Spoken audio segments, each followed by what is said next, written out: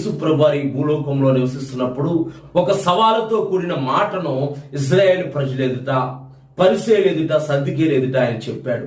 నాలో పాపం ఉందని ఎవరైనా స్థాపించగలరా అని చెప్పేసి ఆయన సవాలు విడిచారు.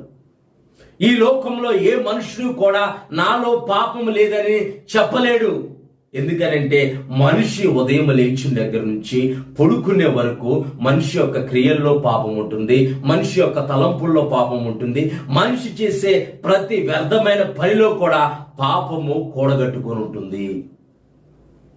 మనిషి జీవితమే, మనిషి జీవిస్తూ తన ఆలోచించే విధానమే పాప సంబంధంగా ఆలోచిస్తూ మనిషి అనుకుంటున్నాడు, నేను పవిత్రుని, నేను నిర్దోషిని, నాకు ఎవరి నీతి అవసరం లేదు, ఎవరు నా కొరకు నా యొక్క పాపం పోవడానికి రక్తం చిందించవలసిన అవసరం లేదు, ఎవరి రక్తము నాకు అవసరం లేదు, నేనే